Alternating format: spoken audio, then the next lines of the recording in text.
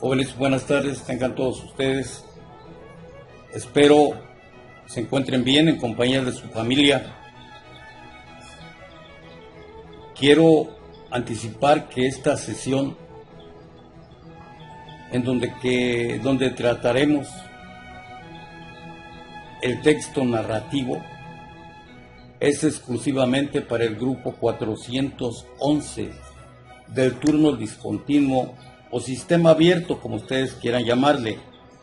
El código para que puedan ingresar es el siguiente para el grupo 411, repito. Tomen algo con que anotar y escríbanlo para que no se les olvide. Y es el siguiente. De corrido y todo con letras minúsculas. R, F, 7, I, U, O, A. Repito el código. R, F, 7, I, U, O, A. Con este código ustedes pueden ingresar a Classroom para poder atender a las indicaciones que ahí se les va a dar. Nuestra unidad, jóvenes, se llama La vida en un papel, la construcción narrativa. Antes de iniciar, yo sí quisiera invitarlos a que se pongan a reflexionar. ¿Por qué? Si vamos a hablar de la construcción narrativa, nuestra unidad se llama La vida en un papel. ¿Qué nos hace pensar acerca del título de La vida en un papel? Para esta unidad, jóvenes, vamos a tomar en cuenta 3 competencias genéricas a desarrollar y son las siguientes. La primera, que dice: se conoce y valora a sí mismo y aborda problemas y retos teniendo en cuenta los objetivos que persigue. Competencia genérica número 2. Es sensible al arte y participa en la apreciación e interpretación de sus expresiones en distintos géneros. Y por último, la competencia número 7. Para esta unidad nos salvamos la 3, la 4, la 5 y la 6. Y vamos a tomar en cuenta la número 7, que dice: aprende por iniciativa e interés propio a lo largo de la vida. Esto es, aquí va a estar en juego su iniciativa y su interés. En la competencia 2, donde dice es sensible al arte, hay que recordar lo que vimos en filosofía, lo que vimos en taller de lectura y redacción acerca de qué es el arte. Recuerden que todo ser humano está capacitado para hacer arte y que el arte es la búsqueda constante por llegar a la estética, esto es, a lo bello. Hace unos días yo les preguntaba: para ti, ¿qué es narrar? También les pregunté: ¿cómo narras? Afortunadamente para muchos, la respuesta fue correcta. Para otros, un poco difusa. Y para la minoría, pues fue mal.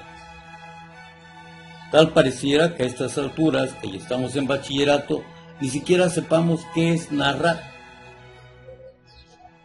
Sin embargo, yo les decía que narrar es contar. ¿Qué vamos a contar? Algo que tengamos que nos mueva a decírselo a los demás. Narrar es relatar, es contar algunos acontecimientos de diversos temas, de diversa índole, en el cual participan diversos tipos de personajes, ya sean reales o imaginarios, desarrollados en un lugar y a lo largo de un tiempo. Jóvenes, el texto narrativo está presente desde las clases de educación inicial y nos acompaña en todo ámbito de nuestra formación cultural, tanto de la inicial, la preescolar, la primaria, la secundaria, la preparatoria y hasta el nivel de formación profesional. Vamos a empezar a ver la estructura de un texto narrativo. Recuerden, narrar es platicar, narrar es relatar, narrar es contar algún acontecimiento de interés social sobre todo. Cada autor tiene un estilo muy particular en su narración. Sin embargo, hay reglas generales que se cumplen en la mayoría de los textos, como es la estructura. Vamos a ver que el texto narrativo tiene dos tipos de estructura: una estructura externa y una estructura interna. También el texto narrativo tiene para llevarse a cabo tres momentos importantes, que son la introducción, que es donde se plantea la situación de manera inicial. Después tenemos el nudo, que es la etapa donde aparece el conflicto o el problema y que es el tema principal del texto y que se intentará ser resuelto. Cabe aclarar que el nudo se encuentra dentro del desarrollo de un relato.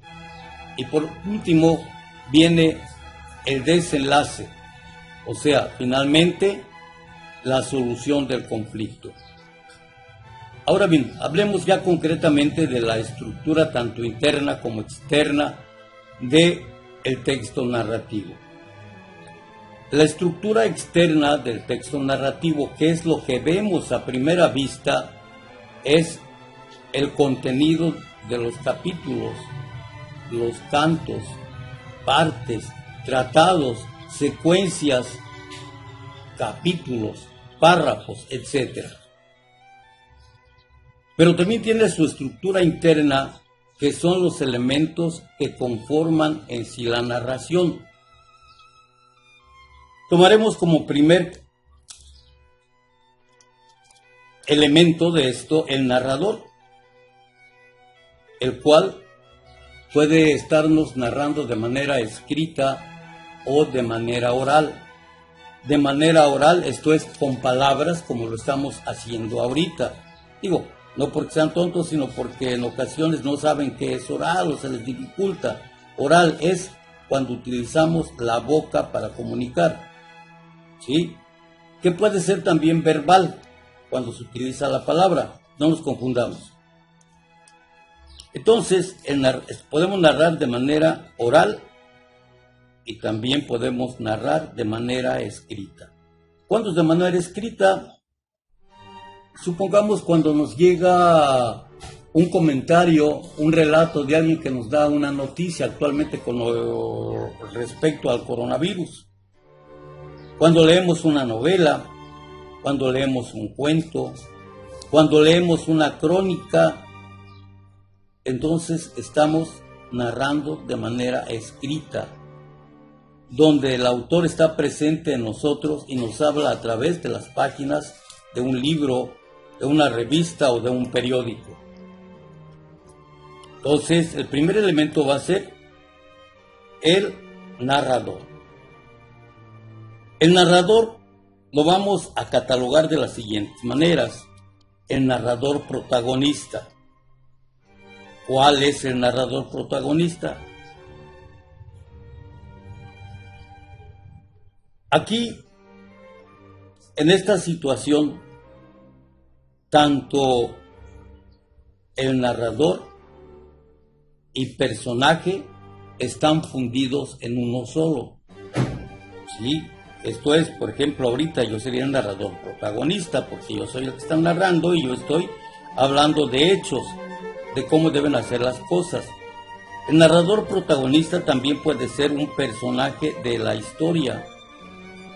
Puede hablar en primera persona del singular o también en los casos en que hay dos personajes comparten una misma visión, esto es, en primera persona del plural. Después tenemos al narrador omnisciente, que se vale de la tercera persona y emplea la segunda cuando actúa a modo de conciencia, que lo coloca ante sus hechos. El narrador omnisciente lo sabe todo, a veces también conoce los pensamientos y motivaciones de los demás personajes dentro de la narración. Tenemos luego el narrador testigo. Él puede usar la primera o la tercera persona. Él no sabe nada acerca de los personajes, tan solo observa sus movimientos y los cuenta. ¿Quiénes son los personajes? Los personajes son quienes realizan las acciones. Y se pueden distinguir entre personajes principales y personajes secundarios dentro de una narración. Los personajes principales son los protagonistas y el resto van a ser los personajes secundarios. Al analizar una obra literaria, es importante no solo identificar al protagonista y a los demás personajes, sino también caracterizarlos, en donde los alumnos tienen que reflexionar, o el lector debe de reflexionar sobre cómo son los personajes, que cada uno refleja la importancia que tienen ellos dentro de la narración. Con sus intervenciones y actuaciones, dentro de la narración, los personajes nos revelan una norma de conducta y un comportamiento a seguir. Dentro de una narración, otro de los elementos importantes es el espacio. El espacio es de suma importancia, ya que en su descripción podemos encontrar mucho de lo que el autor nos está tratando de comunicar en la generalidad del relato. El tiempo es otro elemento importante, ya que existe un tiempo histórico o externo, que es la época en que se desarrolla la historia, y un tiempo interno, es la duración de los sucesos del relato. Este tiempo interno puede seguir un orden lineal o puede haber ideas vueltas en el tiempo, jugando con el pasado, el presente y el futuro. La acción está formada por la serie de acontecimientos simultáneos o sucesivos, reales o imaginarios, entrelazados en la trama del argumento. Hay hechos más importantes, que son los núcleos y que corresponden a los momentos más relevantes del relato. Inicio, momento culminante o nudo y un hecho final. Se contiene al desenlace como el producto de lo sucesivo. Las otras acciones se denominan secundarias o menores. Otro de los elementos de la narración es la temática, esto es, el asunto que tratamos a través de ella. Jóvenes, hay algunos ejemplos del texto narrativo que son con los que ustedes van a trabajar y son los siguientes. Hoy es jueves. Este trabajo lo voy a querer para el día miércoles, le estoy dando casi 8 días. Y es un trabajo muy fácil en donde ustedes van a investigar los conceptos de los siguientes textos narrativos. Primeramente, investigaremos qué es una novela, el concepto, y también me harán una sinopsis en ese mismo apartado de una novela que hayan leído. Porque no me van a decir que no han leído novelas. Cuando cursaron la secundaria, la maestra o maestro de español les pidió un análisis de alguna novela sencilla como El Zarco, de Ignacio Manuel Altamirano, Navidad en las montañas, El mío Cid, El hombre de la armadura de hierro, Metamorfosis, por decir algunas.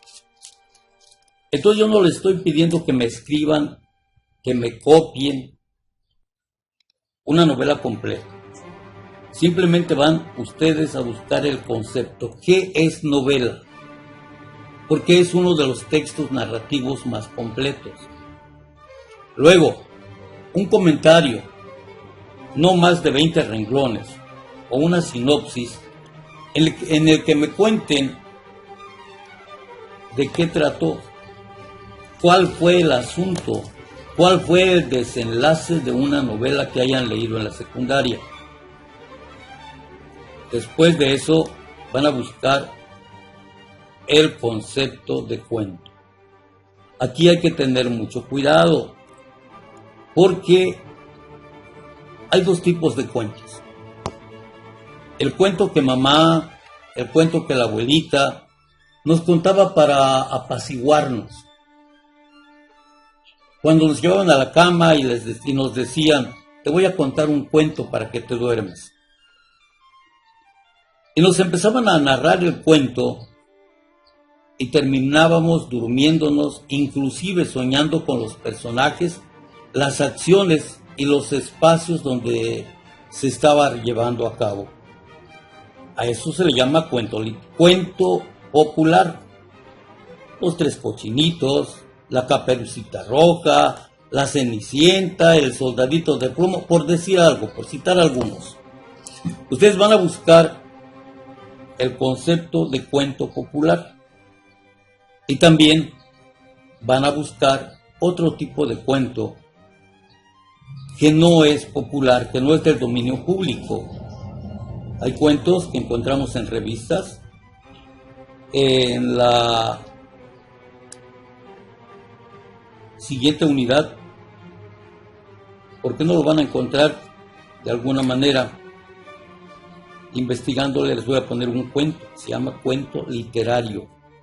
Son cuentos que tienen mayor elevación, mayor inspiración, y donde los hechos en ocasiones nos invitan a seguir algunas acciones, que es el cuento literario. Hay una diferencia grande entre un cuento literario y un cuento popular. Los cuentos populares son los cuentos del dominio público. Entonces van a buscarme el concepto de cuento popular, me van a escribir un ejemplo de cuento popular y también van a buscar el concepto de cuento literario y me van a escribir el ejemplo de un cuento literario. Aprovecho la oportunidad para decirles que esto lo van a hacer de manera escrita, en hojas blancas, ya sea a mano, en computadora, porque vamos a hacer una antología que cuando regresemos la vamos a entregar. Bien, después del cuento me van a buscar el concepto de leyenda. ¿Qué es leyenda? Y me van a escribir un ejemplo de leyenda. Después de eso, quiero que no pierdan el orden. En ese orden quiero que me los hagan. Novela, cuento popular, cuento literario, leyenda. Ya que tengan escrita su leyenda, pasamos al siguiente texto narrativo, que es el mito. También quiero el concepto de mito y un ejemplo de mito. En nuestro país tenemos muchos mitos, en las comunidades rurales también. Por ejemplo, cuando sale el arco iris y dicen, no lo señales con el dedo porque se te va a podrir. Es un mito, porque en la realidad no es cierto, pero escriban el mito. Después del mito vamos a escribir el concepto de fábula. ¿Qué es una fábula? Esa manera de un cuento corto, pero que al final nos proporciona, nos da una enseñanza, esto es, un consejo a seguir. Entonces, van a buscar el concepto de fábula y van a escribir un ejemplo de fábula. Después de ello, otro texto narrativo que tal vez para ustedes sea de novedad, el saber que tiene importancia, que es el chiste. Los chistes van a buscar el concepto, van a buscar inclusive la clasificación de chistes, porque dentro del chiste encontramos enseñanzas también o críticas. Los chistes, jóvenes, para que no se enfrasquen en andar buscando tipos de chistes, tenemos chistes blancos, chistes verdes y chistes rojos. Así están considerados. Ustedes van a buscar el concepto de chiste y van a poner en su antología el ejemplo de cada uno de estos tipos de chistes. Después de ello viene el concepto de qué es una carta. La carta es sinónimo de epístola. Les digo porque luego cuando hablamos, por eso les dije carta ahorita, porque si empiezo a decirles de un ejemplo de una epístola, van a querer remitirse a la Biblia. Sí, también ahí hay epístolas, también ahí hay cartas, pero carta y epístola son sinónimos, es lo mismo. Van ustedes a buscar el concepto de carta. Van a escribirme como ejemplo algunos tipos de cartas. Hay cartas de recomendación, hay cartas familiares, hay cartas comerciales, hay cartas que son notas de extrañamiento, cartas de felicitación, etc. El objetivo de que tengan estos ejemplos es porque luego egresan de la prepa y alguien para un trabajo les pide una carta de recomendación y a quien se la piden pues es una molestia que le estén diciendo, oye, dámela. Él les va a decir, hazla y yo nomás te la firmo. Entonces, es necesario que tengan el conocimiento de los tipos de cartas y de los ejemplos de ellas. Por último, vamos a hacer una autobiografía. No una biografía, una autobiografía. ¿Qué es una autobiografía? Parte de nuestra vida escrita por nosotros mismos. La diferencia que hay entre biografía y autobiografía es esa. La autobiografía la hacemos nosotros. La biografía la hace otra persona. Entonces, en la autobiografía vamos a seguir los siguientes tips. Esto es, anótenlos para que no se pierdan. Lo primero, vamos a iniciar contestando, pero dándole forma a las siguientes cuestiones. Mi nombre es, o me llamo, nací en o soy originario de, día, mes y año. Mis padres son o fueron los nombres con sus dos apellidos, porque tienen la mala costumbre la mayoría de escribir Juan, Pedro, Moisés, María, Yesenia, Cecilia, Augusto, pero no le escriben los nombres y apellidos. Es una falta de educación escribir los nombres sin los apellidos, o como dicen en algunos de sus pueblos, sus apelativos. Aquel que no escribe los apellidos de sus padres, quiere decir que no tuvo padre ni madre, u otra, que se avergüenza de ellos. Entonces, mis padres fueron, ¿sí? ¿Qué lugar ocupo dentro de la familia?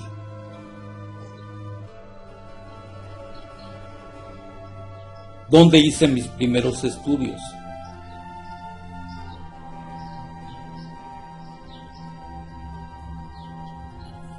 Cuando digo dónde me refiero al plantel, porque puedes decirme en Tepochica, sí, pero quiero el plantel en donde realizaste tus primeros estudios y en qué lugar. Después de ello, cuando era niño, viene una pregunta: ¿cómo resolvía mis problemas?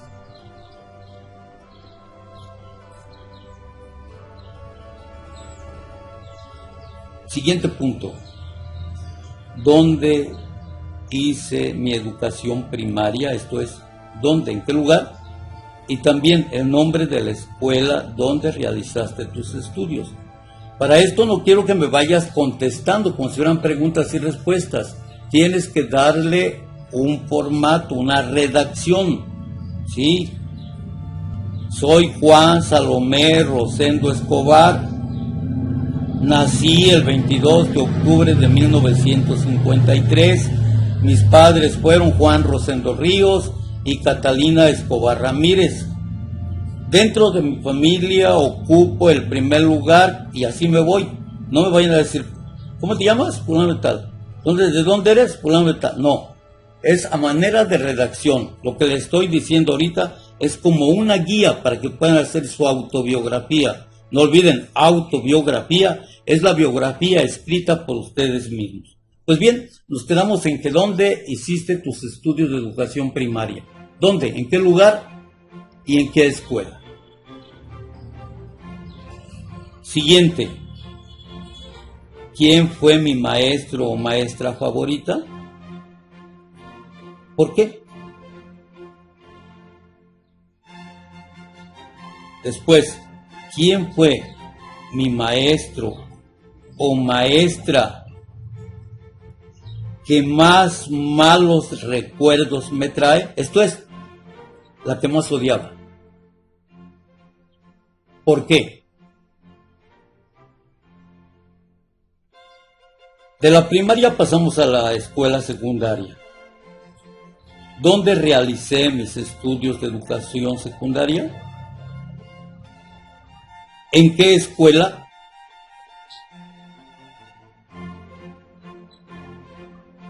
¿Quiénes fueron mis maestros favoritos? ¿Por qué? ¿Quién fue la maestra o maestro que me trae más malos recuerdos? ¿Quiénes fueron mis mejores amigos? ¿Quién fue mi peor enemigo? ¿Por qué? Y en esa época de adolescente, ¿cómo resolvía mis problemas? ¿Qué materia fue la que más me llamó la atención?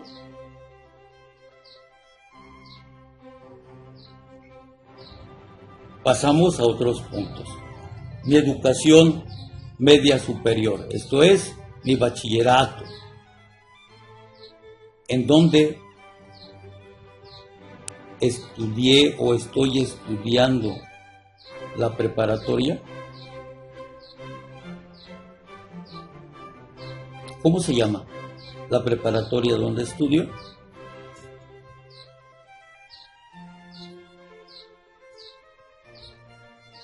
¿Quién o quiénes son mis maestros favoritos? ¿Por qué? ¿Quiénes son mis amigos más cercanos y a quienes más estimo?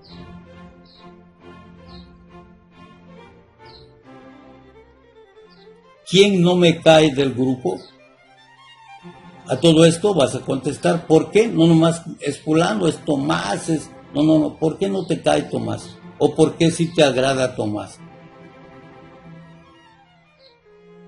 Después de esto, ¿qué materia es la que más te gusta?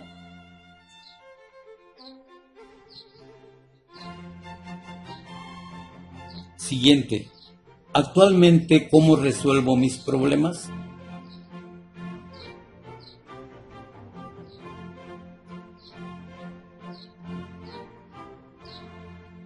Siguiente. qué tipo de música es la que más me gusta? Si practico algún deporte, ¿cuál es mi deporte favorito?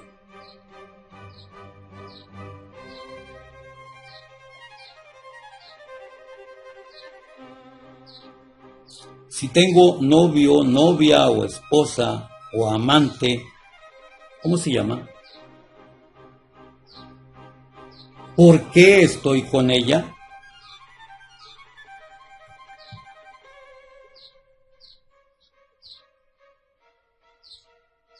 ¿Qué tipo de comida me gusta más?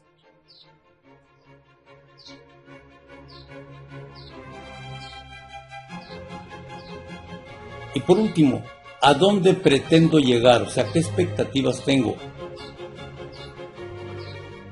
¿Qué me hacen que esté estudiando el bachillerato? Y al final, tu firma. Esa es tu autobiografía, o sea, tu vida escrita hasta este momento. Hay otro aspecto que yo les quiero recomendar y que el programa inclusive nos lo marca, pero dado el tiempo, el momento que estamos pasando, no se los voy a pedir para calificar, que es el diario personal. El diario personal, jóvenes, es un registro diario de los acontecimientos más relevantes de nuestra vida. Y vamos a ir escribiéndolo antes de irnos a dormir, donde nadie nos interrumpa, donde nadie se dé cuenta, porque también el diario es algo muy íntimo, en el cual nadie tiene derecho a introducirse. Nadie lo puede leer, es exclusivo. Vamos a escribir ahí los hechos más relevantes del día. Pero para ello, en el diario te voy a dar la siguiente estructura. Esto es opcional.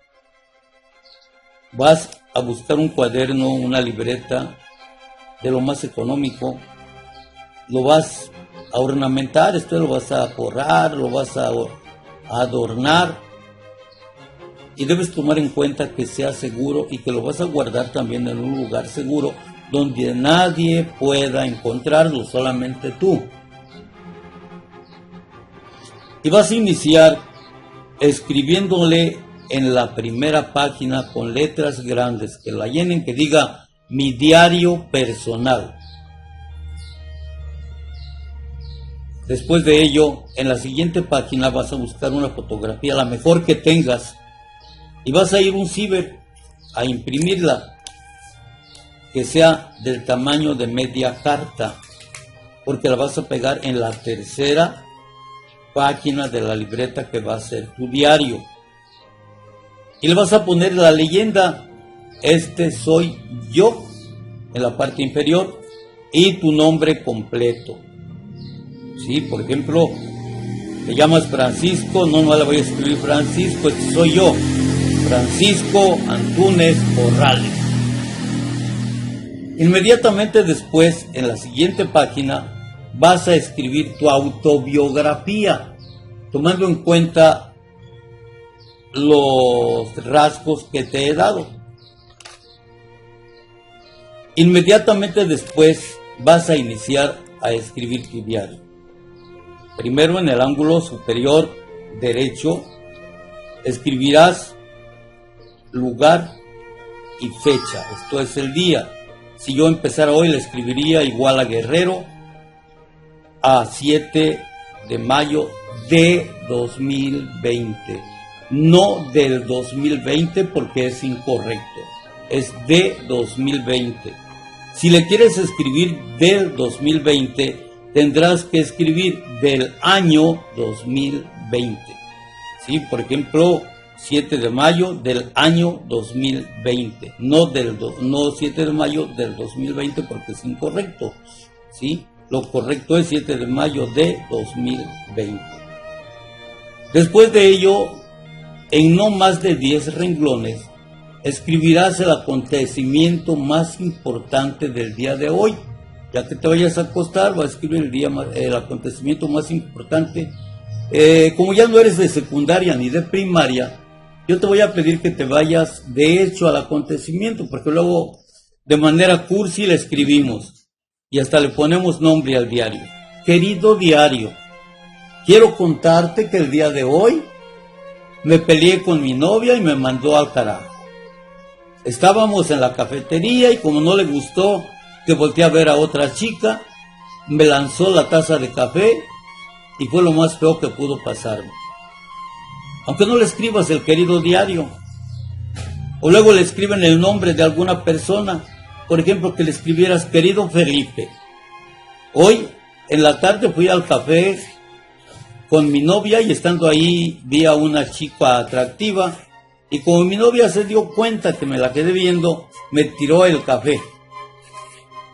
Entonces yo suplico, como ya son de prepa, que se quiten de esas cursilerías de mi querido diario o de que mi querido amigo, váyanse directamente al acontecimiento, porque si no en los queridos se llevan los 10 renglones, los de 10 rengloncitos. Al término de esos 10 renglones anotan la fecha del día de mañana para que ahí les quepa otro acontecimiento. Jóvenes, con esto vamos a tener el trabajo de toda la primera unidad para que después del miércoles les dé la unidad 2.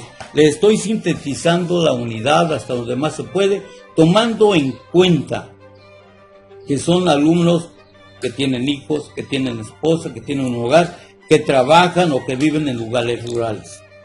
Jóvenes, muchas gracias por la atención que me pusieron y traten de cumplir con el trabajo. Repito, al final de las 3 unidades vamos a hacer una antología como esto que tenemos acá.